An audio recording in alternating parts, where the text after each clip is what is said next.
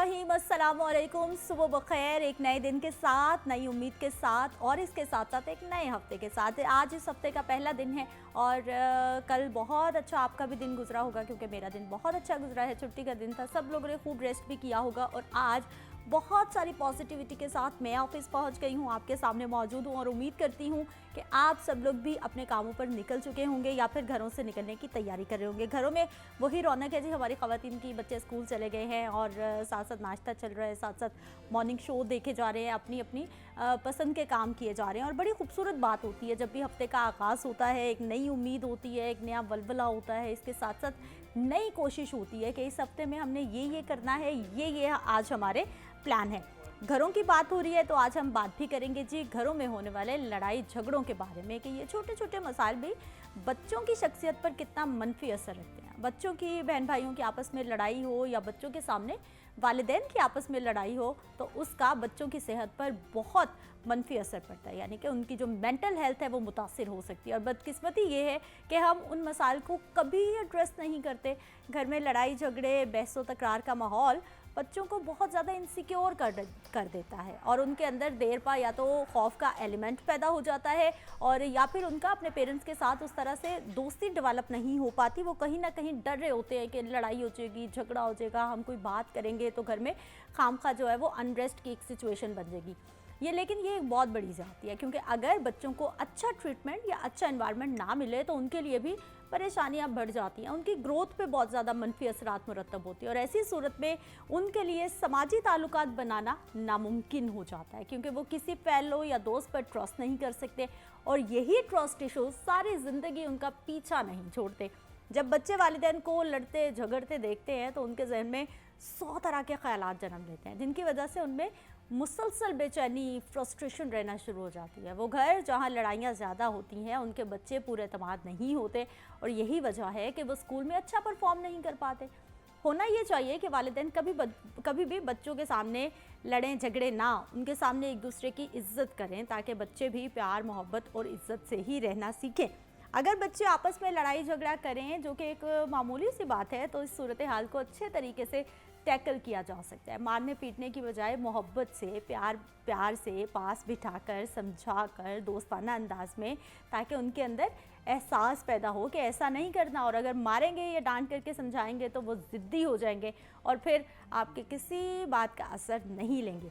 अगर बच्चे एक बार आपकी बात नहीं समझते तो उन्हें बार बार समझाएं, मगर सिर्फ प्यार मोहब्बत से। जब ज़रूरत पड़े सख्त लहजा भी दिखाएं, ताकि वो आपको ईजी ना लें, लेकिन ओवरऑल उन्हें आज़ादी दें। घर में खुशगवार माहौल रखें ताकि वो अपनी लाइफ को बेहतर अंदाज में इंजॉय कर सके। हम लोग देखते हैं जी हमारे घरों में क्या होता है। एक तो हम बात कर रहे हैं जी बच्चों के सामने, आप लोग बहन भाई हैं या फिर आपकी बहन भाइयों से हो जाते हैं, क्योंकि हम लोग मुख्तलिफ हैं ना, सब लोग एक दूसरे से मुख्तलिफ है। अल्लाह ताला ने हम सबको मुख्तलिफ पैदा किया है, एक्सेप्ट कर लीजिए।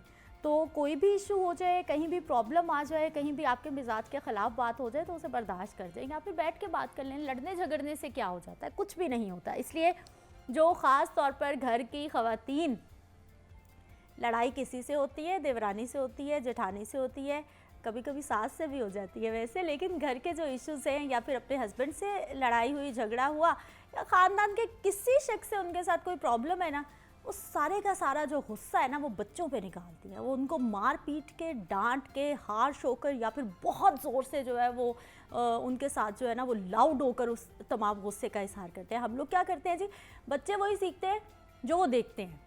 आप उनको हज़ार बातें कह लें वो नहीं मानेंगे, हाँ वो आपको कॉपी ज़रूर करेंगे। आप जिस तरह से बात कर रहे हैं, आपके घर का माहौल जैसा है, बच्चों पर उनका असर होगा। अगर आप प्यार मोहब्बत से रहते हैं, लड़ाई झगड़ा हो जाए तो उसे अच्छे से बैठ के मैनेज करते हैं, टैकल करते हैं, दोस्ताना रवैया है, तो बच्चे भी उसी बिहेवियर में ऑटोमेटिकली ढलते चले जाएंगे, क्योंकि बच्चों ने आपके जो अमल हैं उनको कॉपी करने हैं। बच्चों ने बिल्कुल नहीं सीखना कि आप खुद झूठ बोल रहे हैं। घर पे बेल होती है जी, अब्बा को बुला दें और अंदर से अब्बा की आवाज़ आती है, बेटा कह दो अब्बू जी घर पे नहीं है। अगर ये वाला सीन होगा तो फिर बच्चों ने उसको एक्सेप्ट कर लेना। कहीं ना कहीं उसके लाशौर में ये बात बैठ गई है कि इस चीज़ की एक्सेप्टेंस है, इसको माना जा सकता है, इतना सा झूठ मान। और फिर यही छोटी छोटी बातें जो हैं ये आगे बढ़ के जो है वो मज़ीद मसाइल को जन्म देती हैं, जो कि बच्चों के हवाले से बहुत सारे प्रॉब्लम हो सकते हैं। और आजकल जितना इन्फॉर्मेशन का फ़्लो है जी, बहुत इन्फॉर्मेशन का फ्लो है आजकल। सोशल मीडिया है, टीवी है, कार्टून्स हैं, बहुत कुछ है। और यकीन जानिए इस फ्लो ऑफ इन्फॉर्मेशन में बच्चों को मैनेज करना, उनकी बेहतर तरबियत करना पेरेंट्स के लिए एक बहुत बड़ा चैलेंज है। आगे बढ़ते हैं नाज़रीन, कुछ अपनी डाइट की बात करते हैं, कुछ अपनी सेहत की बात करते हैं और कुछ बीमारियों की बात करते हैं। क्योंकि नाकिस ग़िज़ाओं की वजह से जहां दूसरी बीमारियां बहुत आम हो रही हैं, वहीं पर जिगर की बीमारियों में भी मुसलसल इजाफा देखने को मिल रहा है। और बिलखसूस फैटी लीवर का जो मर्ज़ है वो पूरी दुनिया समेत पाकिस्तान में भी तेज़ी से बढ़ रहा है। और जिगर जिस्म का दूसरा सबसे बड़ा अज़ू है। और जिगर इंसानी जिस्म का एक ख़ास हिस्सा है जो खुराक को जिस्म का हिस्सा बनाने के साथ साथ खून से जो मुज़र सेहत अज्जा हैं उनको दूर भी करता है, यानी खून साफ़ रखने का काम भी करता है। जिगर में चर्बी की कुछ मिकदार का होना आम बात है और जिगर की ज़रूरत भी है। लेकिन अगर यही चर्बी जिगर के अंदर मुसलसल बढ़ने लग जाए तो जिगर पर चर्बी चढ़ जाती है, जिसे फैटी लीवर का नाम दिया जाता है, जो कि मुख्तलिफ़ किस्म की पेचीदगियों का सबब बनता रहता है, जिसमें जिगर का कमज़ोर हो जाना है, नाकारा हो जाना है, बहुत ज़्यादा फैटी लीवर, सोजिश। जबकि इसी तरह के दीगर मसाइल पर अगर हम बात करें तो डॉक्टर समरा साबिर हमारे साथ मौजूद है। इनसे हमने जानना है कि इंसानी जिस्म का अहम हिस्सा है जिगर, ये तो मैंने आपको बता दिया है, लेकिन ये किस तरह से काम करता है और क्यों बीमारियां बढ़ती जा रही हैं। डॉक्टर साहब आपसे हमने बात करनी है, लेकिन उससे पहले मैं आपको इस प्रोग्राम में खुशामदीद कहती हूँ। सबसे पहले तो ये कितना इम्पोर्टेंट पार्ट है हमारी बॉडी का, ये हमें थोड़ा देखने वालों को समझाइए कि जैसे हम किडनीज़ की बात करते हैं कि एक को कुछ हो जाए तो दूसरी की ऑप्शन हमारे पास मौजूद होती है।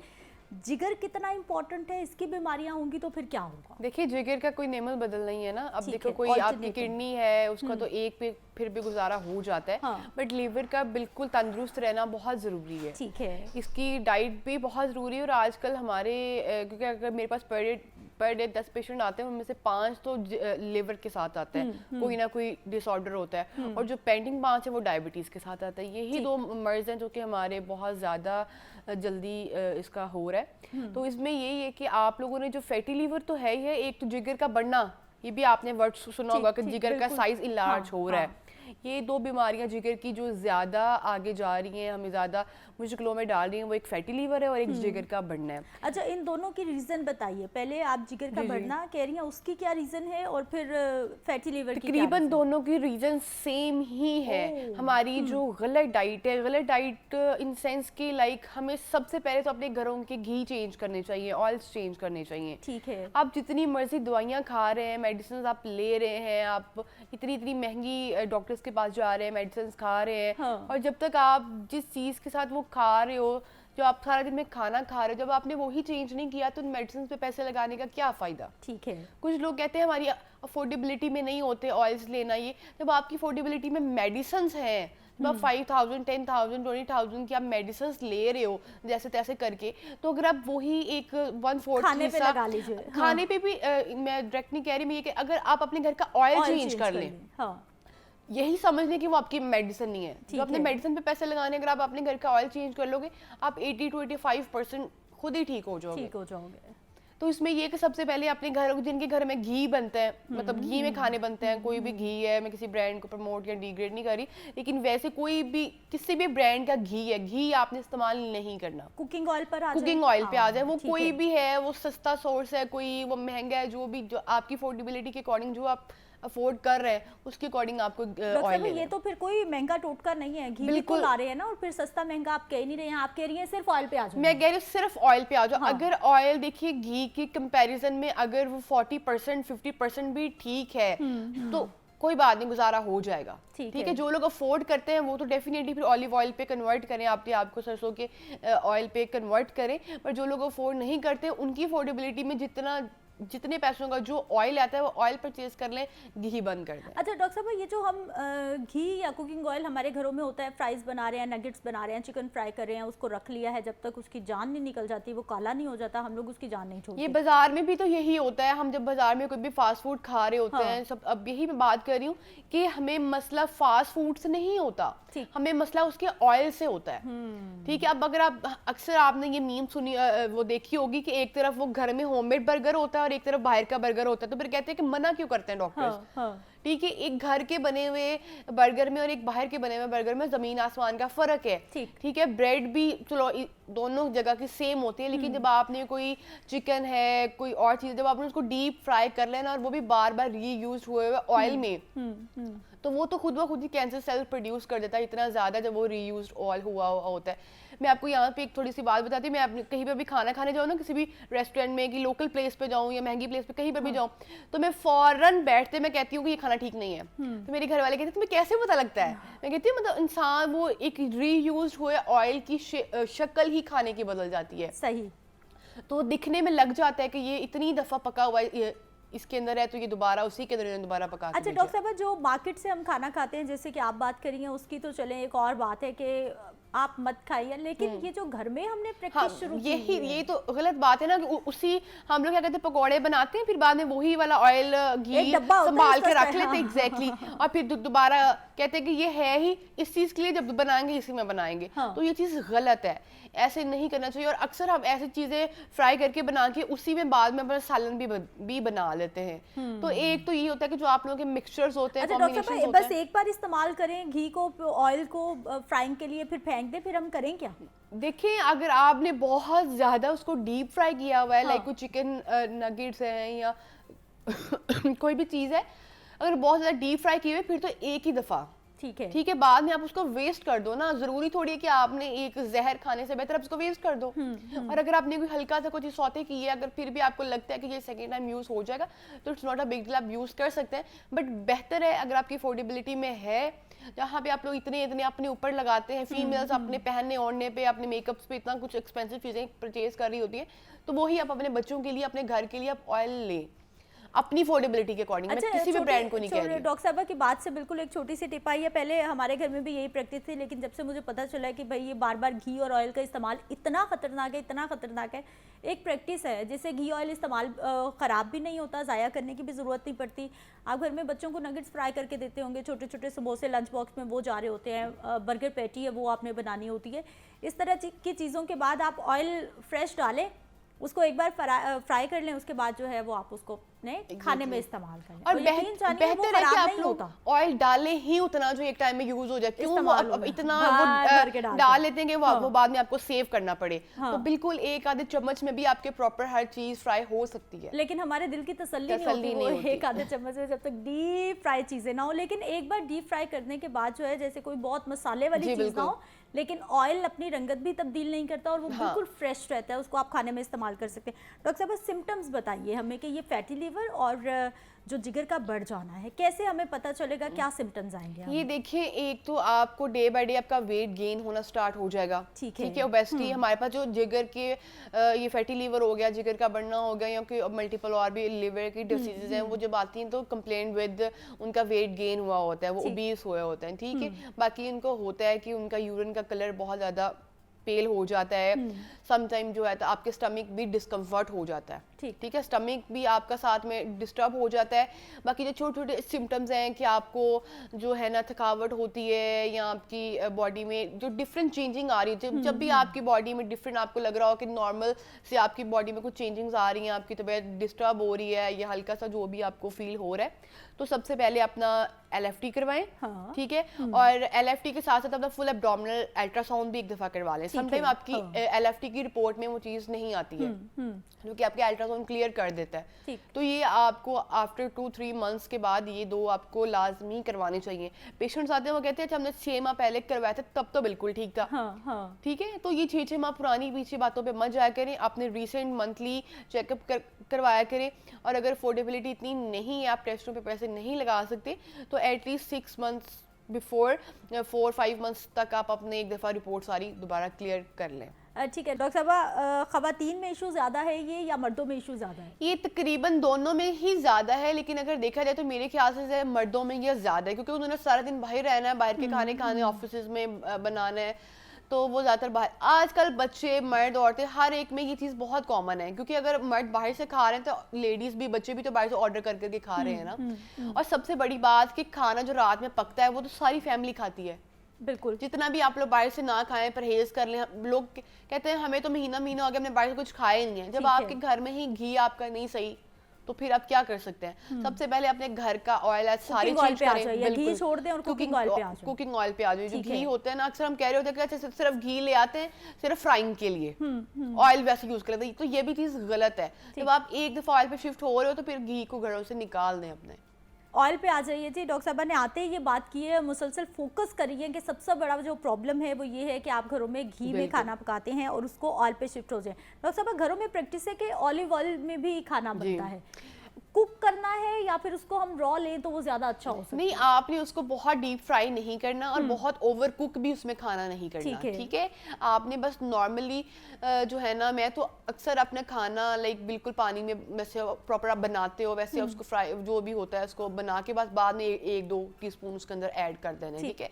बाकी अगर आपने उसके अंदर प्रॉपर पकाना है तो बहुत ज़्यादा उसके अंदर प्याज आपने फ्राई नहीं करना और बहुत ज़्यादा उसको खाने को ओवर कुक नहीं करना, ठीक है? ये ख्याल रखना है कि अगर आप ऑलिव ऑयल में बना रहे हैं या आप उसमें बना रहे हैं मस्टर्ड ऑयल आजकल बहुत सारे लोग इस्तेमाल कर रहे हैं अपने घरों में, तो इसमें आपने खानों को ओवर कुक नहीं करना, बस ये ख्याल रखना है कि बस आपने हल्का सा उसके अंदर खाने को बनाना है। यानी बॉयल किया और खा लिया, मजा कैसे आएगा हमारे लोगों को ऐसे खानों का? आप वो ओवर कुक जो होता है ना, हम लोग हमारे आधे घंटे में 40-40 मिनट में हमारी हंडिया बन रही होती है, उस लिहाज से मैं कह रही हूँ अगर आप 10-15 मिनट में उसके अंदर बना रहे तो it's not a big deal, आप उसको फ्राई करें बनाएं, बट बहुत ज्यादा ओवर कुक नहीं करना। ऐसे ऑयल्स को ओवर कुक करने से उनका जो फायदा है ना, फायदे की बजाय वो आपको नुकसान देना स्टार्ट हो जाता है। अगर कोई इंसान मोटापे की तरफ नहीं जा रहा, इट मींस कि उसको फैटी लिवर का इश्यू नहीं है? हो सकता है, क्यों नहीं? बिल्कुल हो सकता है, ठीक है। हाँ, जरूरी नहीं है कि हर जो है मोटा बंदे को ही फैटी लिवर का इशू हो। जो स्लिम एंड स्मार्ट होते हैं उनके भी बड़े इशू होते हैं। जितने लोग स्मार्ट है ना और वो खूब खा पी रहे हैं, मेरे जैसे भी, तो वो यही सोच रहे हैं कि नहीं हम तो इस बीमारी से दूर हैं। ऐसा बिल्कुल होता है। आपको फैटी लिवर आपको इस एज में या इनमें तो बहुत स्लिम एंड स्मार्ट होते हैं, डायबिटीज के भी वो रिस्क पे होते हैं क्योंकि इनका वेट से इतना कनेक्शन नहीं होता। खाए ना खाए फिर भी मीठे से कभी भी शुगर नहीं होती, मैं आपको ये बता दूं। ये जो आप लोग बाहर से फास्ट फूड खा रहे होते हैं, जो हमारे कार्बोहाइड्रेट्स होते हैं, हमारी जो बिल्कुल वाइट आटे की रोटी होती है, ब्रेड्स होती हैं, शवारमे, बर्गर्स होते हैं, ये डायबिटीज की मेन वजह है, ठीक है? जब तक ये खाओगे, वो बच्चा यंग हो, वो स्कूल गोइंग हो, वो यूनिवर्सिटी गोइंग हो, ऑफिस गोइंग हो, मैरिड हो, 5 बच्चे हो, ये सब के लिए इक्वल है। जब तक आप फास्ट फूड खाओगे, रीयूज्ड ऑयल खाओगे, आपको डायबिटीज भी होगी, आपका लिवर भी डैमेज होगा, आपको एक सर्टेन एज में आपकी किडनीज भी फारिग हो जाएंगी। ओवरऑल ये एक सबसे बड़ा जो है ना, अगर आपने जिंदगी को एंजॉय करना है, सब कुछ खाना है, बाहर से भी खाना है, तो अपने घर का ऑयल चेंज कर लो। सिम्टम्स आपने बताया कि जो लोग मोटे नहीं है, स्लिम स्मार्ट है, बिल्कुल वो भी हो सकता है। उनमें ऐसा कौन सा सिम्टम आएगा तो उनको पता चल सकता है कि हमारे साथ ये इशू है? हमारे जिगर पे सोजिश का हो जाती है, अक्सर पेशेंट को ये चीज फील हो रही होती है, अक्सर बच्चे कह रहे होते हैं हमारे यहाँ पे दर्द हो रहा है। ओके, भारीपन बिल्कुल होता है। वो अक्सर हमें लग रहा होता है कि हमें स्टमक का इशू है तो हम उनको कोई भी चीज डाल के पानी में घोल के पिला देते हैं कि आपका स्टमक है, आपने ज्यादा खा लिया, बट ऐसे घर में खुद ही डायग्नोस नहीं कर लेते। प्रॉपर्ली डॉक्टर के पास जाएं, रिपोर्ट्स करवाएं, फिर देखिए कि वो वाकई स्टमक का इशू है कि आपके लिवर का इशू है। डॉक्टर साहब, टाइम फ्रेम कितना है? अगर आज हमें ये सिम्टम्स आ रहे हैं, प्रॉब्लम हो रहा है फैटी लिवर का, और हम बस अवॉइड करते जा रहे हैं, इधर से मेडिसिन ले, इधर से ले, बस उसको पेन किलर्स लेके उसको दूर कर रहे हैं, कितनी देर में मर्ज बहुत बिगड़ जाएगा? ये भी पेशेंट टू पेशेंट वेरी करता है, उसकी इम्यूनिटी पे डिपेंड कर रहा था, लेकिन ये है कि बढ़ना चाहे तो विद इन डेज भी बहुत मसला क्रिएट हो जाता है, अदरवाइज विद इन मंथ आप बहुत कहीं से कहाँ पे पहुंच सकते हो। तो बेहतर है कि जब भी आपको कोई हल्का फुल्का महसूस हो या जो भी कोई हमें देख रहा है वो आज जाए, अपनी रिपोर्ट्स एटलीस्ट LFT तो लाजमी करवाए, ठीक है? बच्चा है, स्कूल गोइंग है, यूनिवर्सिटी में भी आजकल कौन से खाने मिलते हैं, वही होते हैं, आपकी फ्राइज खा रहे होते हैं बच्चे, तो वो भी तो सारा कुछ फैट है ना, तो आपने LFTs करवाएं। अगर LFT में कोई इशू आ रहा है तो फिर अपना फुल एब्डोमिनल अल्ट्रासाउंड करवाएं, उसके अंदर क्लियरली आपका लिवर वो देख लेंगे, आपको बता देंगे कि आपको ये मसला है या अभी नहीं है या आप रिस्क पे हो, ये हो सकता है। फिर उसके बाद अपने नियरेस्ट डॉक्टर के पास जाएं और ट्रीटमेंट स्टार्ट करवा दें। रूटीन में हम कौन सी ऐसी फूड ग्रुप, कौन सी ऐसी ग़िज़ाएं लें जो हमें बहुत सारी बीमारियों से, बहुत सारे प्रॉब्लम से दूर रख सकती हैं? सबसे पहले तो पानी का इंटेक अपना ठीक रखें, ठीक है? बहुत ओवर पानी भी नहीं पीना। हम कहते हैं जी बहुत ज़्यादा पानी पिए बहुत ज़्यादा स्किन ग्लो करेगी, तो ये जस्ट एक मिथ है, ठीक है, ऐसा नहीं होता, नहीं ऐसा नहीं होता। ठीक है, आपने अपनी एज के अकॉर्डिंग आपकी जो पानी के इंटेक होता है, अदरवाइज 3 लीटर में हर बंदा पी सकता है, इससे ज़्यादा एक्सीड नहीं करना। दूसरा ये कि चुकंदर का इस्तेमाल करें, दोनों सीजन्स में ये होता है। इसके अंदर आप सैलेड में या इसका जूस बना के अकेला, एक सेब लिया, आधा चुकंदर लिया, पानी डाला और इसको ग्राइंड किया। ये आपके स्किन को भी ठीक रखेगा, ये आपके जिगर को भी ठीक रखेगा, ये आपके वेट को भी मैनेज करेगा। एक नेचुरल ड्रिंक है कि इसका कोई साइड इफेक्ट नहीं है। बहुत शुक्रिया डॉक्टर साहब प्रोग्राम में शामिल होने के लिए और इतना इन्फॉर्मेशन जो है वो हमारे लिए लाने के लिए। एक ब्रेक ले लेते हैं, वापस आते हैं, मजीद बात करेंगे।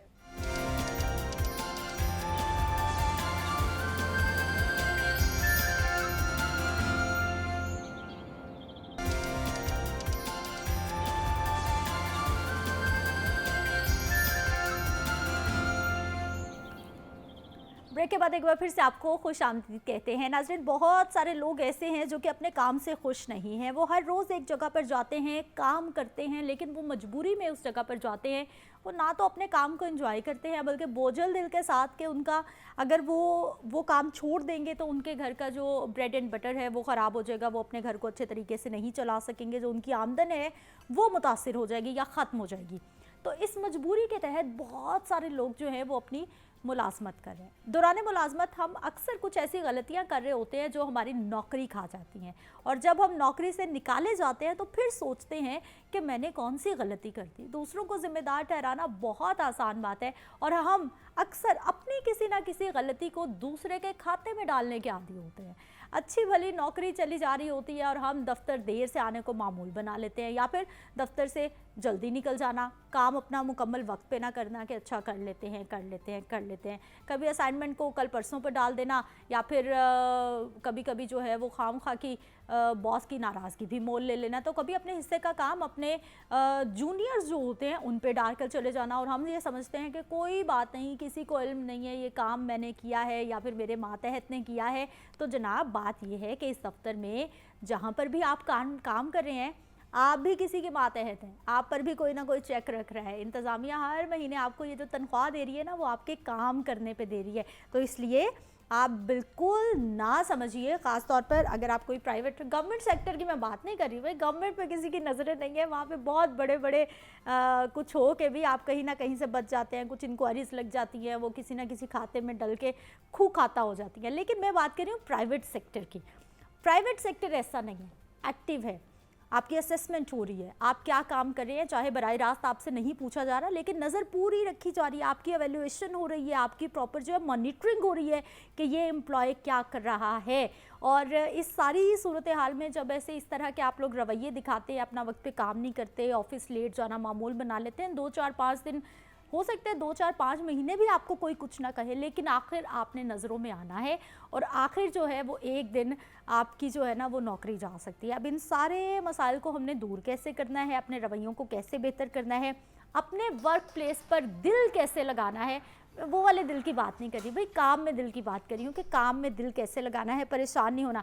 अहमद फवाद साहब हमारे साथ मौजूद हैं और इनसे जानते हैं कि ये रवैये कितने ख़तरनाक हो सकते हैं। प्रोग्राम में आपको अहमद साहब खुश आमदीद कहते हैं। सबसे पहले तो ये बताइए, बहुत सारे लोगों ने मेरी बात तो सुन ली है, लेकिन वो अब ये सोच रहे हैं कि हम मजबूरन नौकरी कर रहे हैं, हम लोग उस जगह पर हैं जहाँ पर हमें नहीं होना चाहिए। हम में से बहुत सारे लोग ऐसे ही हैं कि उनको लगता है कि ये नौकरी मेरे लिए नहीं है, लेकिन मजबूरन कर रहे हैं। यस, ट्रू, ये बिल्कुल आपने बहुत अच्छी बात की और इंट्रोडक्शन में आपने बहुत ऑलमोस्ट काफ़ी सारी चीज़ों को एड्रेस किया है कि किस तरह से लोग अपने ही पैरों पे कुल्हाड़ी मार रहे होते हैं, जिसको हम कहते हैं societal attacks on the job. कि आप एक तो वो सुनते हैं ना कि यानी आप बम बांध के फिर रहे हैं अपने ऊपर, एग्जैक्टली अपने ऊपर बांध के फिर रहे हैं और उसका नुकसान किसी और को नहीं हो रहा, सिर्फ अपने आप को हो रहा है। तो असल में हम बुनियादी तौर पे चाहे मजबूरी में जॉब कर रहे हैं या कि हम किसी अपनी खुशी और शौक के साथ कर रहे हैं। I would quote my mother है, अम्मी, मुझे याद है जब मैंने पहली जॉब शुरू की ना, तो मेरा यही माइंडसेट था कि मेरा तो दिल ही नहीं चाह रहा, मुझे कहाँ पे फंसा दिया है।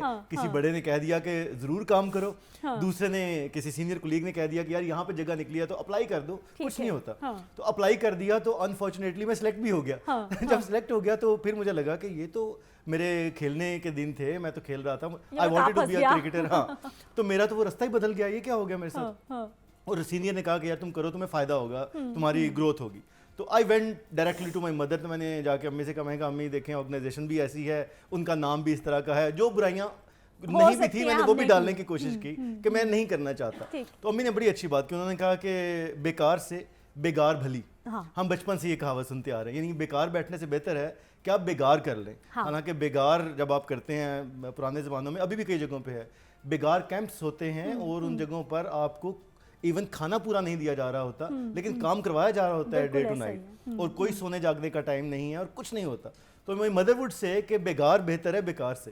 तो मैंने उनसे जब पूछा, मैंने कहा ये क्या बात है, मतलब आपने तो हमें बड़े प्यार से पाला पढ़ाया, ये क्या मतलब हुआ? उन्होंने कहा असल में आपकी एक जहन की और जिस्म की हैबिट बन जाती है बेकार रहने से, आप फिर यही बहाने तलाश करते हैं जो आप अभी कर रहे हैं। So the best way to do is go and do your job. सबसे पहला काम ये करें कि आपको काम मिला है वो करना शुरू कर दें। आपने जिस जहन को ये तैयार किया ना कि ये मेरी जॉब नहीं है या मेरी मर्जी की जॉब नहीं है, आप ही उसको जब मैसेज देंगे कि मैं इससे कमाई भी करूंगा और सीखूंगा भी, तो वो डेफिनेटली आपको ग्रोथ की तरफ लेके जाएगा। ठीक है। तो अहमद साहब, ये जो हम बात कर रहे हैं ना, जिन लोगों की हर इदारे में इस तरह के लोग पाए जाते हैं, जी जी जी, वो अपने आप को बहुत स्मार्ट, अपने आप को बहुत कूल और अपने आप को बहुत इस तरह से जाहिर कर रहे होते हैं, भाई हमें तो कोई पूछने वाला नहीं है, हमारी तो चल रही है, हमारी तो ऊपर तक पहुंच है। हालांकि ऐसा होता कुछ नहीं। ऐसे ही है, सही कह रही हैं। और मेरा अपना ख्याल भी यही है मैम कि जब वो निकाले जाते हैं ना, फिर पता चलता है इनकी कितनी ऊपर तक पहुंच थी। हाँ, और फिर निकालते हुए भी वो जो उनको उन्होंने एक फेक सा ऑरा बनाया हुआ होता है ना, तो फिर वो पोस्ट भी करते हैं कि मुझे तो जरूरत नहीं है, नौकरियां मेरे पीछे फिर रही हैं, तो मैंने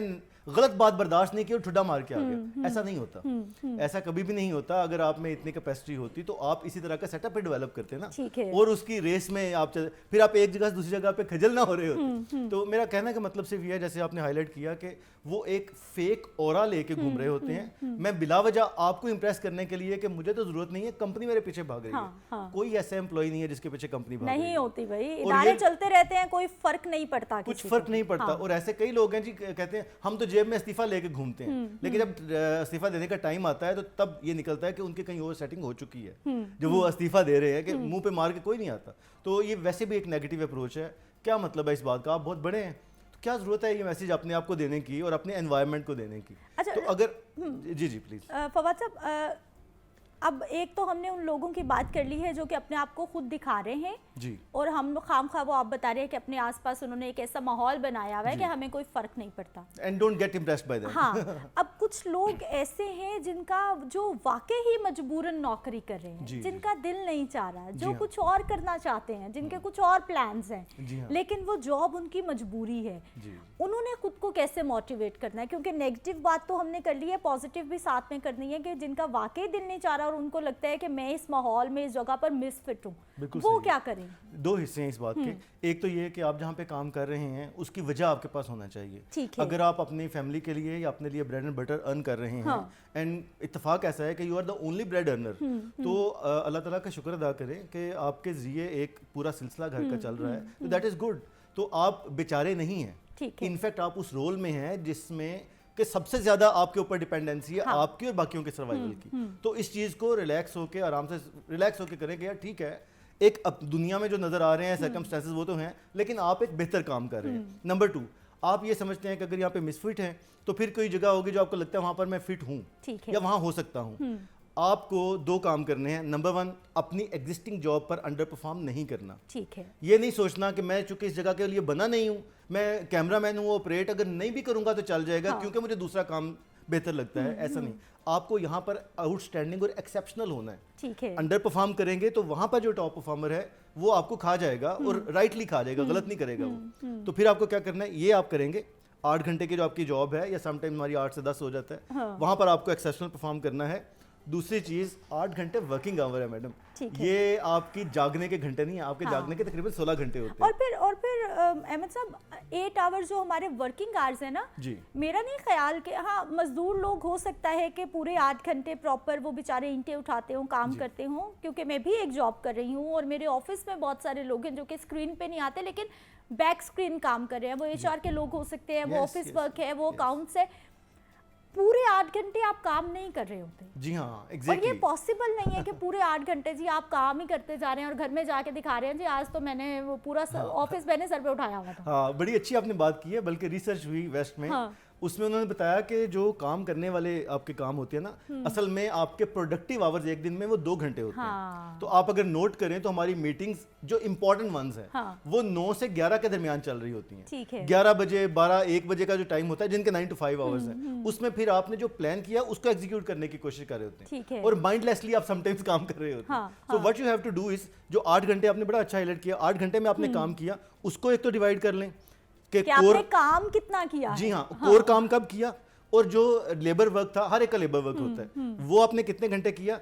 उसके बाद आपने दरमियान में ब्रेक्स ली, वो लेना चाहिए जो आप लेते हैं, कभी 10 मिनट की, कभी आधे घंटे की।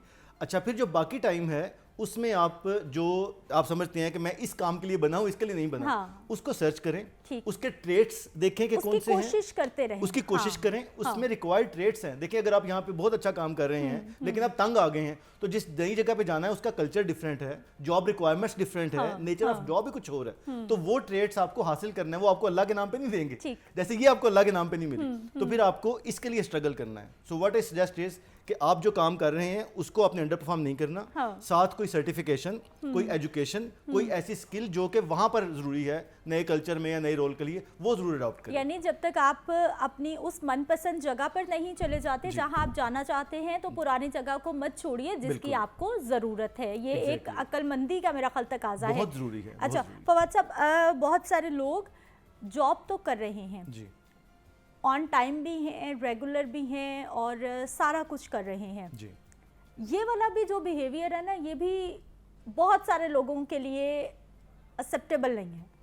कि ये पंक्चुअलिटी जो है ना, जो बंदा पंक्चुअल है ना, हमें लगता है कि वो रेबल है। जी जी जी, बिल्कुल ऐसे ही है, बिल्कुल आप सही कह रही हैं। इसका बड़ा सादा सादा देखें, जैसे बड़ा मशहूर एक बात है कि आप दुनिया में अकेले आते हैं और अकेले ही जाना है। मुझे लगता है रहना भी अकेले ही है, क्योंकि आपके जो साथ रहने वाले लोग हैं ना, वो एक खास टाइम फ्रेम के बाद चेंज हो जाते हैं। कुछ आपके बड़े प्यारे इस दुनिया से चले जाते हैं, कुछ आपके साथ कुलीग्स जो हैं उनका एक खास लाइफ स्पैन है जो आपके साथ गुजरना है, 4 साल 6 साल 8 साल। इस चीज़ को जहन में रखें।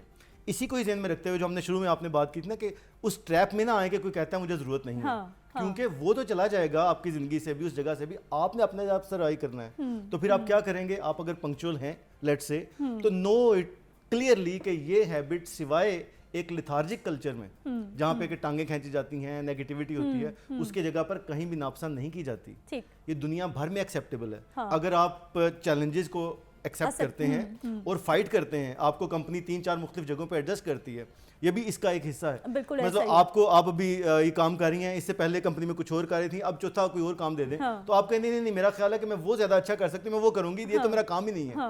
So when you start saying ये मेरा काम नहीं है, या अपनी अच्छी हैबिट्स को आप क्रॉस लगा देते हैं कि चूंकि कंपनी का कल्चर नहीं है इसलिए मैं लेट आना शुरू कर दूं, कोई बात नहीं। और अहमद साहब, ये जो आपने ये बताया है ना कि ये मेरा काम नहीं है, ये मेरा काम नहीं है जी, हम लोग ये देखते हैं जी, ये मेरा काम नहीं है, या फिर आपको बहुत सारी चीज़ें मिल रही होती हैं, तो लोग ये आपको ये सुनने को मिलता है कि लाइक आपको तो एक स्टेपनी के तौर पे इस्तेमाल किया जा रहा है, कभी आपको यहाँ, कभी वहाँ, कभी वहाँ।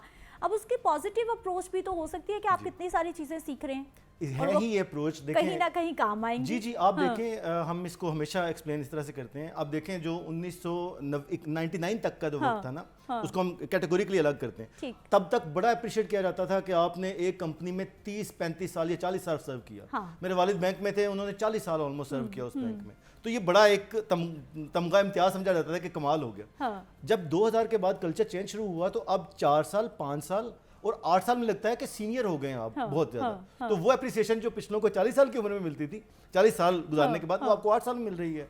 सो फर्क क्या पड़ा? वो जमाना था, अगर आप देखें जो इंडस्ट्रियल रेवोल्यूशन आया ना, थर्ड इंडस्ट्रियल रेवोल्यूशन में ये था कि मशीन आ गई, उसने इंसान को रिप्लेस करना शुरू कर दिया। तो मशीन ने उतना रिप्लेस नहीं किया था अभी जितना आज कर दिया। आप टेक्नोलॉजी के जमाने में हैं, आप अफोर्ड नहीं कर सकते एक जगह पे रह के एक काम करना, आपको सारे का सारा सेटअप सीखना होगा।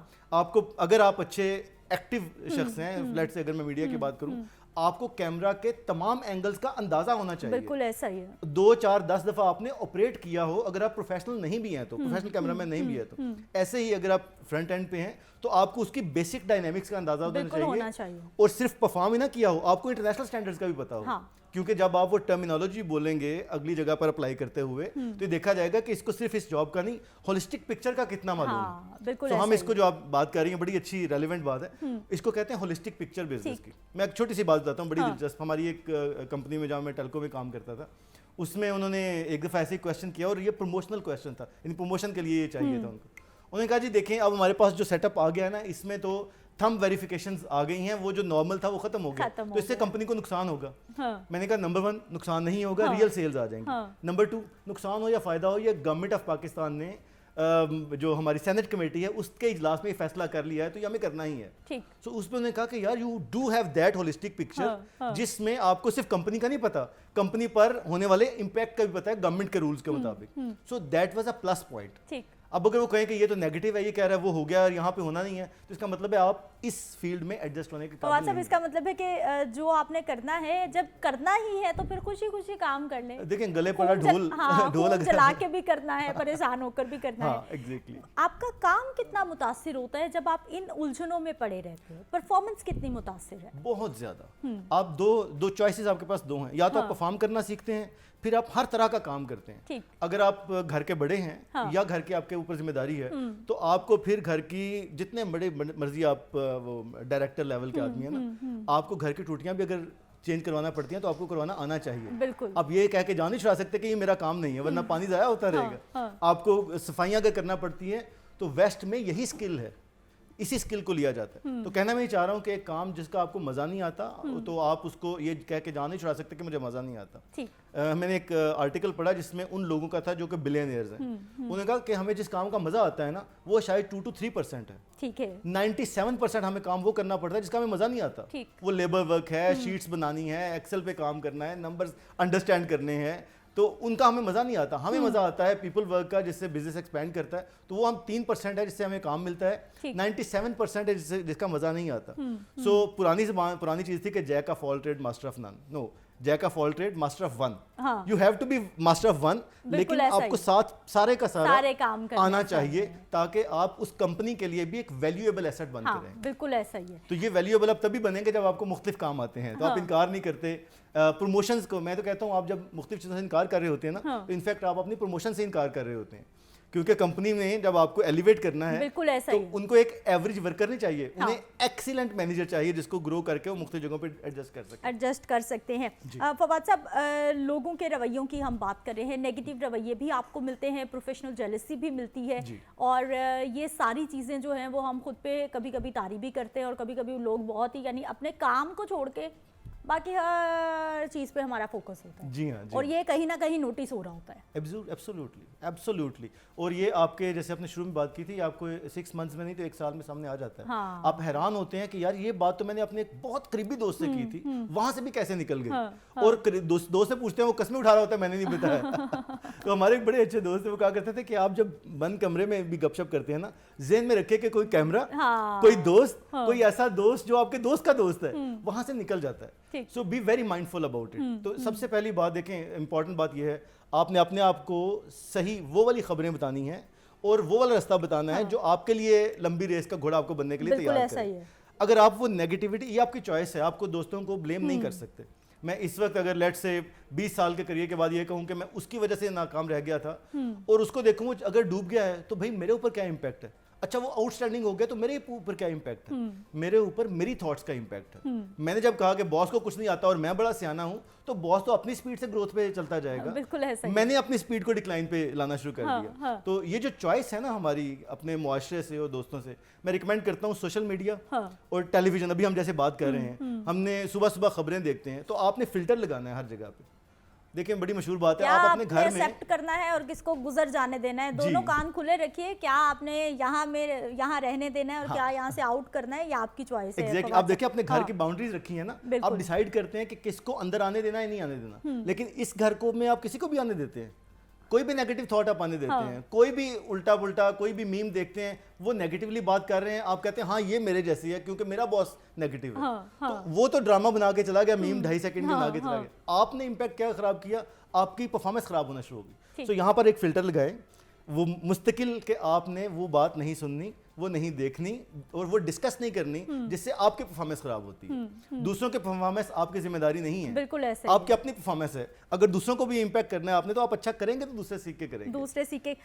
वर्क प्लेस की रिस्पेक्ट करना कितना जरूरी है, हम नहीं करते। इज्जत करेंगे तो हमें कुछ भाई वापस आएगा।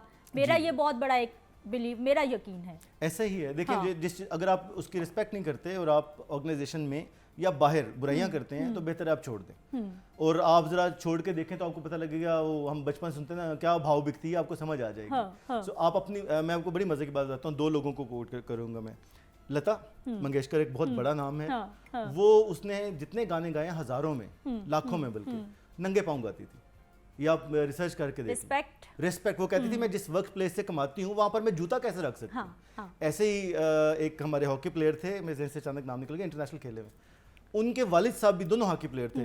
वो कहते हैं हमारे वालिद साहब ने बैग, हॉकी का बैग ऊपर रखा होता था और कभी जमीन पे देखते थे तो डांटते थे कि ये हॉकी है, इससे मैं कमाता हूँ, तुमने जमीन पे कैसे रख दिया। सो ये वाली चीज आप इस कदर ज्यादा देखते हैं, जो लोग जिनकी इज्जत बढ़ी, जिन्होंने काम अच्छा किया। तो आप अपनी वर्क प्लेस पे अगर आपको लगता है ना कि गलत हो रहा है तो चॉइस ये है, जैसे हम चॉइसेस की बात करें, चॉइस ये या तो उसको ठीक करें।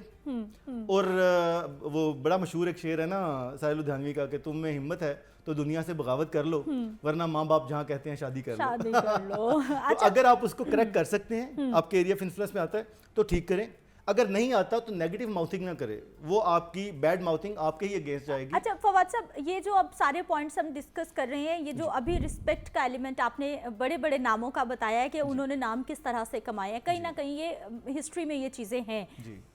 मिसिंग है कि हमें ये कोई बता नहीं रहा, हमें ये घर से चीज़ें कोई सिखा नहीं रहा, हमें अगर हमारे मेंटोर्स हैं, अगर हमारे आइडियल्स हैं तो वो हमें ये चीज़ें नहीं बता रहे। क्योंकि ये जो रिस्पेक्ट का एलिमेंट है, मेरे एक कोच हुआ करते थे जी। मैं यूनिवर्सिटी में, कॉलेज में मैं टेबल टेनिस खेला करती थी, प्लेयर हुआ करती थी। तो एक बार ऐसा हुआ था कि मैंने टेबल पर अपने हम लोग वही बच्चे शौकी में, मैट्रिक में, और अपने शूज़ के लेसेस जो टेबल टेनिस की टेबल है उसके ऊपर टेबल पे रख के, जो जैसे हम किसी स्टेप पे रख दे या कहीं मैं टेबल पे रख के वहाँ जी। उन्होंने कहा इसकी इज्जत करोगे तो ये आपको कुछ देगा। एब्सोल्युटली, बिल्कुल ऐसे, आपने बड़ी अच्छी बात की। बॉल जिससे खेलते थे वो कहते थे इसको पाँव नहीं लगाना, पाँव से वो करना, इसे हाथ से उठाना, पाँव नहीं लगना चाहिए इसको। यानी वो जो इज्जत का वो जहन में ऐसा बैठा कि भाई वाकई इज्जत देंगे तो वापस मिलेगी, वैसे नहीं मिलेगी। आपको काम अपनी, एटलीस्ट मेरा ये कहना है, देखें आपको एटलीस्ट सिद्रा अपनी रिस्पेक्ट तो करें। आपकी अपनी रिस्पेक्ट कैसे होगी जब आप अपने काम को बुरा भला कह रहे हैं, तो सोसाइटी में जिनसे बातें कर रहे हैं वो आपके काम को, तो आपको नहीं बुरा भला कहेंगे। आप एक गलत काम कर रहे हैं तो आप बहुत अच्छे हैं लेकिन काम बुरा है, जा रहे हैं और आप हाँ, इट डजंट मेक सेंस क्या दे रहे हैं एग्जैक्टली कि आप बहुत अच्छे हैं लेकिन आप जो काम कर रहे हैं वो बहुत बुरा है, ये तो डजंट मेक सेंस। तो आप अच्छे हैं और आप अच्छा काम कर रहे हैं, अगर किसी ऐसी जगह पे हालात खराब हो भी गए तो आप उसको इम्प्रूव करते हैं और आप अपने आप को मैसेज देते हैं कि मुझे ये काम बेहतर करना है क्योंकि ये मेरी जिंदगी है, मुझे इसमें ग्रो करना है प्रोफेशनली। तो अपनी वर्क प्लेस की रिस्पेक्ट बहुत जरूरी है। Even if you fall in love with your job तो उसको इम्प्रूव करना बहुत जरूरी है। और मेरा ख्याल ऑटोमेटिकली इम्प्रूवमेंट होती है जब आप मोहब्बत करते हो, जब आप इज्जत करते हो अपने काम के साथ, के डेडिकेशन के साथ जाते हो, वो कहीं ना कहीं से खुद से ही आप कोशिश में लगे हुए होते हो कि मैंने बेहतर करना है, अच्छा करना है। एग्जैक्टली आप देखें बड़ी इंपॉर्टेंट बात है इसमें। मैं भी जैसे रिसर्च एक पढ़ रहा था, उन्होंने लिखा है कि 3, अगर आप किसी पॉजिटिव शख्स के पास बैठते हैं तो उसका इम्पैक्ट आपके साथ होता है, एक बंदे पर होता है, ठीक है, नेगेटिव का 3 पर होता है। So choose your friends wisely. यानी नेगेटिविटी कितनी तेजी से फैल रही है और सर्कल आपका है जो आपने बनाना है। एग्जैक्टली तो आपने जिन दोस्तों को भी बनाना है, हो सकता है वो बहुत अच्छा हो, वो आपसे बड़े प्यार से कहता हो कि ये कंपनी बड़ी बुरी है, तो उसका प्यार को वैल्यू कर लें लेकिन उसकी बात की वैल्यू ना करें। तो अगर बुरी है तो फिर दोनों जाए ना, छोड़ के जाएं और किसी बेहतर जगह पे चले जाएं। ऑफिस में हर किसी से मशवरा करना जी या फिर हर किसी के मशवरे पर अमल दरामद कर लेना कैसा है? ओह, ये बहुत अच्छा सवाल है आपका। हर किसी से मशवरा करना, वो कहते हैं कि हमारे कई लोग, कई स्टार्टअप्स अगर मैं बात करूं बिजनेस की, वो इसलिए फेल हो जाते हैं क्योंकि उनके मेंटर्स वो हैं जो जॉबियंस हैं। मिसाल के तौर पे एक डायरेक्टर साहब हैं किसी कंपनी में, उनके 20, 25, 30 साल का एक्सपीरियंस है, वीपी लेवल पे पहुंच गए हैं। आप उनको के पास जाते हैं कि बताएं मैं नया काम शुरू किया, इसमें क्या करूं, वो क्वालिफाई नहीं करते, अपनी जॉब में बहुत अच्छे किया ही नहीं तो उनको क्या पता, वो क्वालिफाई ही नहीं करते। तो वो अपना उन्होंने भरम रखना है, खुद तो अपने आप को कहेंगे नहीं कि मुझे कुछ नहीं आता, जो जरा नेगेटिवली हम कई दफा कह रहे होते हैं। तो वो क्या करेंगे, वो यही करेंगे कि आपको बताएंगे देखें आप एक काम करें, एक बड़ा सा सेटअप खोलें। तो अब आपके पास तो 10 रुपए हैं, वो बात कर रहे हैं 1000 रुपए की, क्योंकि उन्होंने चेक साइन किए हुए कंपनी के 1000 रुपए पे, अपने वो भी नहीं इन्वेस्ट कर रहे। So don't go to that person at all, उनकी रिस्पेक्ट करें, घर पे बैठ के और उनको घर पे बिठाएं। तो आपको रेलेवेंट शख्स के साथ साथ डिस्कशन करना ठीक है, है। सबके साथ मशवरा करना और उसको बड़ा मान लेना इसलिए कि वो बड़े रोल में है, ये मुनासिब बात नहीं है। उनका प्रोफाइल ए पॉलिटिकल होके और ए इमोशनल होके देखें कि क्या जो मैं बात करना चाह रहा हूँ वो क्वालिफाई करते हैं। लोग घरेलू मशवरे अपने ऑफिशियल दोस्तों के साथ कर रहे होते हैं और उसको घर पे इंप्लीमेंट करते हैं अपने कल्चर को सोचे बगैर। यानी आप अपना घर जो है वो ऑफिस उठा के ले आते हैं, हाँ। और जाते हुए अपना ऑफिस घर ले जाते हैं। एग्जैक्टली, बिल्कुल। हाँ। तो आपने जिसमें भी क्वालिफाई, जिसमें भी बेहतर परफॉर्म करना है उसके मेंटर वो सिलेक्ट करें जो कि उस पर्टिकुलर कास्ट के बेहतर लोग हैं, एक्सपर्ट्स हैं और अपनी जिंदगियों में कामयाब आप उनको देखते हैं, उनसे Exactly. मशवरे लें। बिल्कुल ऐसा ही है। जी हाँ। अच्छा सर, मैसेज क्या देना चाहेंगे हमारे देखने वालों को? सबसे पहली बात यह है कि अपने आप को नेगेटिव थॉट्स देके और अपने एनवायरनमेंट के बारे में बुरा भला कह के सुसाइडल अटैक्स मत करें अपनी जॉब पर। ठीक है। अपनी स्किल डेवलप करें। हम जिस जमाने में हैं, हर 5 से 7 साल में हमारी पुरानी स्किल्स ऑब्सोलीट हो जाती हैं। ठीक। तो आपको नई स्किल हर रोज सीखना है। अपडेट करते चले जाएंगे तो आपके वो सुसाइडल अटैक्स वाला काम कम हो जाएगा, नेगेटिव थॉट्स कम हो जाएंगे क्योंकि आपका वक्त पॉजिटिव चीज में लग रहा है। बहुत शुक्रिया फवाद साहब प्रोग्राम में शामिल होने के लिए, और यकीनन बहुत सारे लोगों को मोटिवेशन मिल गई होगी कि जहाँ पर आप काम कर रहे हैं वहाँ से आपको कुछ ना कुछ ज़रूर मिल रहा है। तो इसलिए खुद को पॉजिटिव रखें, जब तक वहाँ से काम कर रहे हैं तो उस जगह से मोहब्बत कीजिए, यकीन जानिए वहाँ से आपको बहुत कुछ मिलेगा। एक ब्रेक ले लेते हैं, वापस आते हैं और बात करते हैं।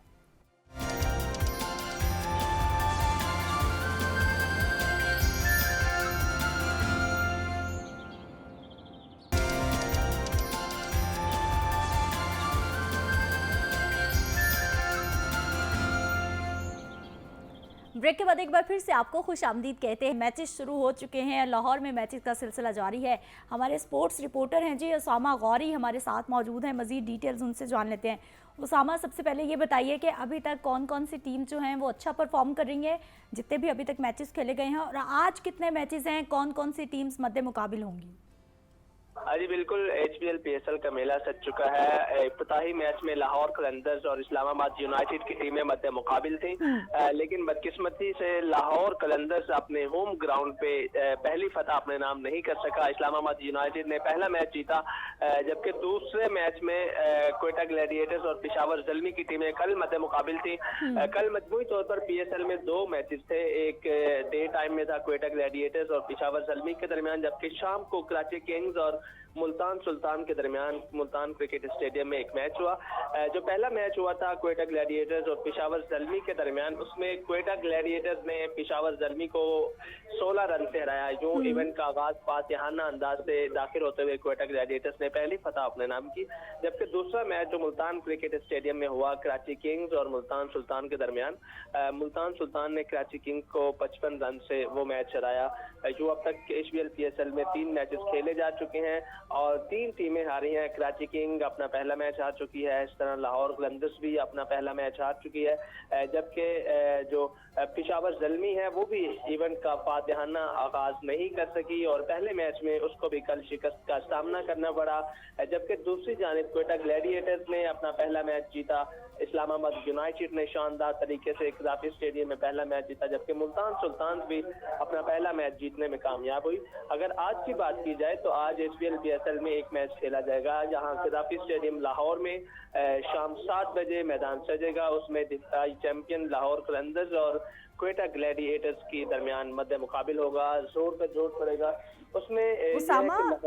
उसामा, हमें ये बताइए कि लाहौर कलंदर्स, आपने बताया कि चूंकि इस वक्त जो है वो दफाई चैंपियन टीम है हमारी, पहला मैच हार चुके हैं, आज वो अपना दूसरा मैच खेलने वाले हैं।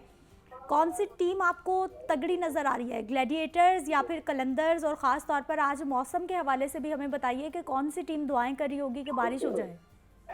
अभी बिल्कुल इसमें कोई शक नहीं है कि दोनों टीमें ही अच्छी हैं, लेकिन अगर टीम कॉम्बिनेशन की बात की जाए तो लाहौर कलंदर्स एक बैलेंस टीम है, क्योंकि इस टीम की क़ियादत शाहीन शाह अफरीदी के सुपुर्द है, जबकि फ़खर जमान समेत कई नामवर बल्लेबाज, शाहिज़ादा फरहान ने पहले मैच में अच्छा स्कोर किया था, पावर हिटिंग भी की थी, जबकि गैर मुल्की खिलाड़ियों की भी एक अच्छी तादाद और अच्छे प्लेयर मौजूद हैं। लेकिन लाहौर कलंदर्स अपने होम ग्राउंड में पहली फतह अपने नाम नहीं कर सका, क्योंकि लाहौर में जब मैचेज होते हैं या पाकिस्तान में ओवरऑल मैचेज होते हैं तो हाई स्कोरिंग मैच होते हैं, तो टॉस का बड़ा अहम किरदार होता है। जो टॉस जीतता है फिर उसको पहले फील्डिंग करनी। हमने अभी तक यही देखा कि जितने भी मैचेस लाहौर में हुए हैं, टॉस जीतने वाली टीम ने फील्डिंग का फैसला किया और जो बाद में टारगेट था उसको अबूर करने की कोशिश की। आज अगर मौसम की बात की जाए तो मौसम तो अच्छा है, लेकिन बारिश के चांसेस हैं, 60% चांसेस हैं कि बारिश से ये मैच मुतासिर होगा। लेकिन लाहौर कलंदर्स की पोजीशन थोड़ी कमजोर आई नजर आ रही है। उसकी वजह यह है कि वो पहला मैच चूंकि हार चुके हैं, और जाहिर है जब अपना पहला मैच टीम हारी हो थोड़ा मोराल भी डाउन होता है। और क्वेटा ग्लैडिएटर्स दूसरी जानिब है जो अपना पहला मैच भरपूर तरीके से जीत चुकी है। कल एक जबरदस्त मैच हुआ, क्वेटा ग्लैडिएटर्स ने पहले खेलते हुए 206 रन बनाए, जबकि मोहम्मद आमिर हैं उनके पास, उन्होंने डेथ ओवर्स में बहुत अच्छी बॉलिंग की। वो नए बॉल से तो हमेशा से पहचाने जाते हैं, लेकिन कल हमने देखा कि पेशावर ज़ल्मी के खिलाफ डेथ ओवर्स में भी उन्होंने रन को रोका। बाबर आजम जब आउट हुए, कैडमोर आउट हुए, तो वो मैच के लिए एक टर्निंग पॉइंट था। तो आज जो है वो क्वेटा ग्लैडिएटर तो पहले मैच जीता हुआ है, उनकी बर्तरी है HBL PSL 9 में। तो पेशावर जो उसामा, हमें ये भी बताइए देखने वालों को कि तकरीबन कितने मैचेस के बाद कुछ पिक्चर क्लियर हो जाएगी कि कौन सी टीम्स ऊपर आ रही हैं और किन के चांसेस खत्म होते जा रहे हैं? अभी तो आगाज है। इसमें कोई शक नहीं कि अभी सब टीमों का एक ही मैच हुआ है, लेकिन ये है कि जब तकरीबन तमाम टीमों ने 8-8 मैचेस खेलने हैं, अब जाहिर है जो टीम मुसलसल हारती रहेगी, 3-4 मैचेस हारेगी मुसलसल, उसके लिए अपनी पोजीशन बरकरार रखना मुश्किल हो जाएगा प्ले ऑफ के लिए या एलिमिनेटरी के लिए, क्योंकि मुसलसल मैचेस हारना और बाद में फिर जब ज्यादा प्रेशर आता है, टीम का मोराल भी डाउन होता है, तो बाद में जीतना थोड़ा मुश्किल हो जाता है। तो लाहौर कलंदर्स है या कराची किंग्स है, जो भी है जो पहले मैचेस हार रही हैं, उनके लिए आगे मुश्किल होगा। अगर लाहौर कलंदर्स को इवेंट में वापस आना है तो आज का मैच तो लाजमी तौर पर जीतना होगा, और वो भी अपने होम ग्राउंड पे आज भी दोबारा खेल रहे हैं। तो क्वेटा ग्लैडिएटर्स ने एक मैच जीता हुआ है, उनकी थोड़ी पोजीशन अच्छी भी है, वो सबकत में है, उनका मोराल भी अप है, क्योंकि सरफराज अहमद की क़ियादत में नहीं खेल रहे। क्वेटा ग्लैडिएटर्स इस दफा रेली रोसो की क़ियादत में खेल रहा है, जबकि सऊद शकील इस टीम के नायब कप्तान है। मोहम्मद आमिर पहली दफा क्वेटा ग्लैडिएटर्स से खेल रहे हैं, उनसे काफी उम्मीदें वाबस्ता हैं। उन्होंने कल शानदार बॉलिंग का मुजाहरा करते हुए, आप चूंकि स्पोर्ट्स रिपोर्टर हैं, मैचेस देखते हैं, तमाम चीज़ें आपके फिंगर टिप्स पे होती हैं, हमें ये बताइए कि लाहौर कलंदर्स ने ऐसी कौन सी गलतियां कर दी पहले मैच में जिसकी वजह से वो हार गए और आज उनको वो गलतियां नहीं दोहरानी चाहिए? आपका क्या एनालिसिस है इस पर? देखिए, जब भी लाहौर में मैच होता है तो लाहौर की जो पिच है वो हमने देखा कि बैटिंग को सपोर्ट कर रही होती है। अब लाहौर कलंदर ने पहले बैटिंग का फैसला किया था। उस दिन इस्लामाबाद यूनाइटेड ने टॉस जीता था, लेकिन उन्होंने लाहौर कलंदर्स को पहले बैटिंग की दावत दी थी। तो लाहौर कलंदर्स ने मेरे ख्याल में तकरीबन 20 से 25 स्कोर कम किए। उस पिच पे 230, 235 या 225 स्कोर हो सकता था, जहां से हमने देखा कि साजिदा फरहान ने जब शुरू से ही उन्होंने वो शुरू किया, छक्के लगाना शुरू किए। फखर रहमान तो जल्दी आउट हो गए थे, लेकिन उन्होंने जो 194-95 स्कोर किया था वो उस स्कोर से थोड़ा कम था जिसको जीत के लिए उन्हें चाहिए था। वो तकरीबन 20 से 25 रन अगर बढ़ा सकते थे तो बाद वाली टीम के लिए 200 रन चेज करना मुश्किल होता है। हमने कल भी देखा कि 200 रन चेज करना मुश्किल है, क्योंकि कल क्वेटा ग्लैडिएटर्स ने पहले खेलते हुए 206 रन बनाए, जबकि पेशावर ज़ल्मी जवाब में 190 रन ही बना सकी थी। ठीक है उसामा, बिल्कुल आप ठीक कह रहे हैं, क्योंकि जब भी हम T20 फॉर्मेट की बात करते हैं तो फिर लोगों का शौक होता है, लोग पसंद करते हैं कि फास्ट गेम हो, कुछ चौके छक्के लगे, कुछ जो स्कोर्स हैं वो बहुत ज़्यादा बनाए जाएं, और देखने वाले भी इसीलिए मैच देखते हैं। अब ये बताइए कि शायकीन क्रिकेट का क्या बिहेवियर है, क्योंकि PSL 9 सीज़न शुरू हो गया है, किस हद तक लोग आ रहे हैं, स्टेडियम का रुख कर रहे हैं, टिकटें खरीद रहे हैं, कितनी रौनक लग रही है? इसमें कोई शक नहीं कि पाकिस्तानी जो है वो हमेशा क्रिकेट से या पाकिस्तान सुपर लीग से मोहब्बत करते हैं। हमने अभी तक देखा कि लाहौर में जितने भी मैचेस हुए, 2 मैचेस हुए, और तो दोनों में हमने पहला मैच देखा लाहौर कलंदर्स और इस्लामाबाद यूनाइटेड में, उसमें तो तकरीबन मुकम्मल तौर पे हाउसफुल हो गया था। जैसा कि जिंदा दिलाने लाहौरियों की हमेशा से पहचान रही है कि वो क्राउड लेकर आते हैं, स्टेडियम में आते हैं और अपनी टीम को सपोर्ट करते हैं। जबकि जो कल का मैच था मुल्तान सुल्तान का, उसमें हमने ये देखा कि कल के मैच में जो यहाँ पे लाहौर में मैच हुआ पेशावर ज़ल्मी और क्वेटा ग्लैडिएटर्स का, उसमें उस तादाद से लोग नहीं आए जिस तरह पहले लोग आए थे। शायद लाहौर की वजह से ज्यादा लोग आ गए थे, क्योंकि लाहौर का वो होम ग्राउंड था, लाहौर कलंदर्स का उनके सपोर्टर्स भी ज्यादा हैं।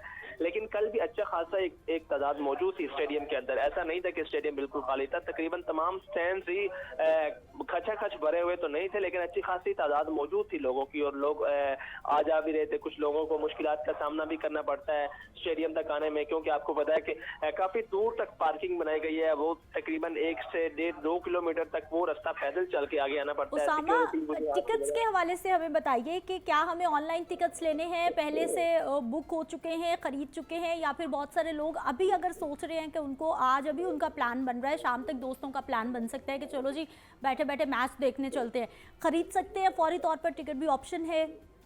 इसमें कोई शक नहीं कि जो लाहौर के मैचेस हैं उनकी टिकट्स जरा मिलना मुश्किल हो जाता है मैच वाले दिन, क्योंकि वो लाहौर कलंदर्स के सपोर्टर्स ही इतने हैं जो पहले ही टिकट्स अपने बुक करवा लेते हैं। अगर आज के मैच की बात की जाए तो ऑनलाइन हम टिकट देख सकते हैं, लेकिन पाकिस्तान क्रिकेट बोर्ड ने इस दफा फिजिकल टिकट भी लाजमी करार दिया है। जितने भी टीएस के शॉप्स हैं या वहाँ पे सेंटर्स बने हुए हैं, खिलाफी स्टेडियम के बाहर भी टीसीएस के जो लोग हैं वो भी आते हैं, वहाँ पे वो टिकट्स उनके पास अवेलेबल होती हैं, वहाँ से वो टिकट खरीद सकते हैं। लेकिन हर मैच की टिकट की जो कीमत है वो मुख्तलिफ होती है, हर इनक्लोजर की मुख्तलिफ होती है। जैसे हमने देखा कि प्रीमियम की टिकट लाहौर के अंदर के मैच की उसकी 5,000 रुपए कीमत है, जबकि वीआईपी 3,000 रुपए की है।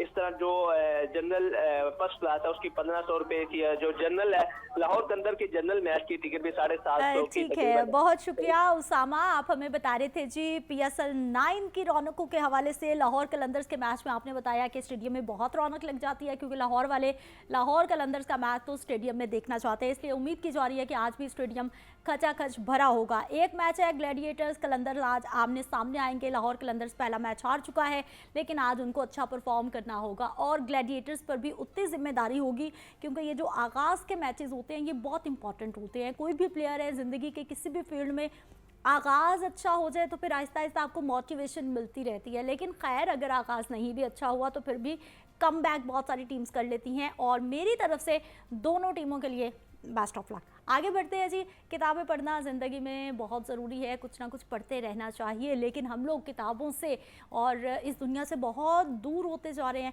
और सोशल मीडिया पे, मोबाइल पे बहुत ज़्यादा अपना टाइम लगा लेते हैं। प्रोफेसर साहब हमारे साथ मौजूद है, अहमद साहब, जो कि हमें किताब का रिव्यू हमारे लिए लेकर आते हैं। आज उन्होंने हमारे लिए कौन सी किताब चुनी है और उस किताब की क्या ख़ास बात है, प्रोफेसर साहब से जान लेते हैं जी। शुक्रिया मुनीबा। आज की किताब एक मशहूर तरीन किताबों में से इसका शुमार होता है और वो है दी सोरोज़ ऑफ यंग वर्थर। अदब के तालिब इल्म तो इससे वाकिफ़ हैं। आम लोग एक ज़माने में वाकिफ़ होते थे जब किताब पढ़ने का बहुत ज़्यादा रुझान होता था। ये किताब क्या है? ये एक नावल है, नावलेट कहना चाहिए। छोटी किताब है, ये तकरीबन 150 सफ़े की और है ये नावलेट। और लिखा किसने है? अज़ीम गोएटे ने। गोएटे के बारे में कहा जाता है कि ये हर ज़माने का नक्काद है। इतना शानदार आदमी है कि शायर है, अदीब है और दीवान इसने लिखा है गोएटे ने।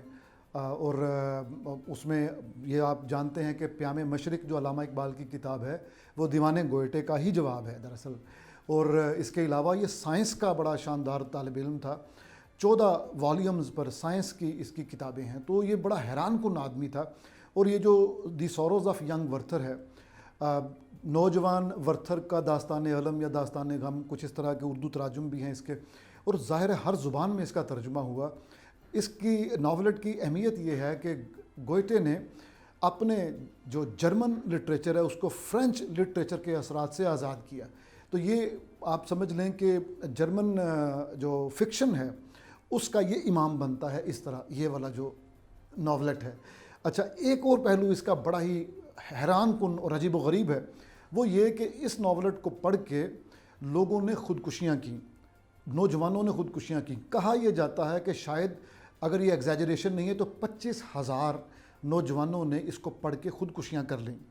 वजह क्या है? वजह यह है कि इसका हीरो वर्थर वो अपने गमों से घबरा कर ख़ुदकुशी कर लेता है और बड़े ही कसम पुरसी के आलम में ख़ुदकुशी करता है। और उसका गम क्या है? रोग कौन सा है उसको? मोहब्बत का। एक लड़की है शार्लेट जो शादीशुदा है और उसके ये मोहब्बत में मुब्तला हो जाता है। अब जाहिर है ये चूँकि आशिक सादिक है और ये सन 1773-74 के ज़माने का लिखा हुआ है, तो उस दौर में आशिक ऐसे ही होते थे, सोशल मीडिया जैसे नहीं होते थे कि व्हाट्सएप पे आप मैसेज कर दें। तो वो देखता था, उससे बात करता था, मुहज़्ज़ब था और अपने रकीब के साथ भी बड़ी दोस्ती थी उसकी। और ये किसी कीमत में भी नहीं चाहता था कि शार्लेट जो कि इसकी हीरोइन है उसको किसी तरह तकलीफ़ पहुँचे, तो लेकिन अपनी मोहब्बत का बयान कर देता था। और होते हवाते ये हुआ कि जब उसको यकीन हो गया कि शार्लेट किसी तरह भी उसके साथ उसकी शादी नहीं हो सकती, तो फिर ये अपने आप को ख़त्म कर लेता है। लेकिन अपने आप को ख़त्म करने से पहले जो ये बातें करता है नावल के ज़रिए से, उन बातों ने नौजवानों को खुदकुशी पर आमादा किया। आपको हैरत होगी ये सुन के कि अल्लामा इकबाल ने इस नावलेट के बारे में कहा था कि ख़बरदार कोई शख्स जो 30 साल से छोटा है इस नावल को ना पढ़े। और वो कहा यह जाता है कि वो जावेद इकबाल से छुपा के रखते थे ये नावल। ये वाकई ऐसे ही बात है। ये खतूत के अंदाज़ में एक नावल लिखा गया है और इसकी एक ख़ास टर्म होती है, इसको कहा जाता है एपिस्टोलरी नोवेला। तो ये खतूत के अंदाज़ में है और तकरीबन 100 सफ़ात पे फैले हुए जो खतूत हैं वो अपने एक दोस्त को लिखे गए हैं, जिसमें शार्लेट की कहानी बयान की है उसने। और ये ख़ुद मुसव्वर है, अपनी मुसव्वरी के बारे में बताता है। और बड़ी दिलचस्प बात ये है, ये फ़ितरत के साथ प्यार, वालिहाना प्यार में मतलब वो डूबा हुआ है। फ़ितरत इस पे ऐसा असर करती है कि सुभान अल्लाह। लेकिन जैसे ही इसकी ज़िंदगी में शार्लेट आती है तो वही फ़ितरत इसको बुरी लगना शुरू हो जाती है शार्लेट के बग़ैर। ये इंसान के अंदर जो ट्रांसमाइग्रेशन ऑफ फीलिंग्स या इमोशंस होते हैं, ये बड़ी खूबसूरती से गोयटे ने बयान किए हैं। ये हमारी रोज़मर्रा ज़िंदगी का तजुर्बा है कि आप उसी तारों भरी रात की मोहब्बत में मुब्तला हो जाते हैं, लेकिन जब आपको यार मिलता है, जैसे वासिफ़ साहब ने कहा कि यार के मिलने की देर है, इंसान नसर से नज़म में शामिल हो जाता है, ज़िंदगी नसर से नज़म में शामिल हो जाती है। तो वही तारों भरी रात आपको बुरी लगना शुरू हो जाती है और आप कहना शुरू कर देते हैं कि काश मेरे साथ मेरा दोस्त भी होता और हम मिल के इन फूलों को, इन वादियों को, इन चश्मों को, उस खूबसूरत आसमान को, सितारों भरे आसमान को देखते। तो ये एक अजीब व गरीब इस लिहाज से दास्तान है। इस दास्तान ने, इस नावल ने रूस पे बड़े दूररस असरात मुरतब किए। एक ज़माने में रूस पूरी तरह फ्रांसीसी कल्चरली फ्रांसीसी असरात में डूबा हुआ था और फ्रांस का असरात जर्मनी पर भी थे, उसके अदब पर थे। गोयटे ने उसको निकाला तो ज़ाहिर है जो इंटेलिजेंट रशियन राइटर्स थे उन्होंने गोयटे को भी पढ़ा, तो उन्होंने भी बाज़ बड़े लोगों ने खतूत के अंदाज़ में नावल्स लिखने शुरू किए। नाज़रीन, प्रोफेसर साहब सोर्स ऑफ यंग वर्थर की बात कर रहे थे और यकीनी तौर पर इन्होंने कहा जी बिल्कुल अल्लामा इकबाल ने फरमाया कि जो 30 साल से छोटे लोग हैं वो इसको बिल्कुल ना पढ़े। इसलिए जो भी आपने पढ़ना है ज़रा ख्याल से पढ़ें कि आपने किस तरह की किताबों का चुनाव करना है जो आपको पॉजिटिव साइड पे लेकर आए, ना कि ये कि आपको नेगेटिव साइड पर ले जाएं। जैसे कि बताया जा रहा था जी, इसमें वो बहुत सारे तकरीबन कोई 20 से 25 हज़ार का नंबर दिया जा रहा था कि इतने लोगों ने इस नॉवलेट को पढ़ के खुदकुशियाँ भी की हैं। इसलिए ख्याल रखिए कि आपने पढ़ना क्या है और आपकी ज़हनी सेहत उससे कितनी मुतासिर हो रही है या अच्छी हो रही है। इजाज़त दीजिए, इंशाल्लाह कल सुबह मुलाकात होगी। अल्लाह निगहबान।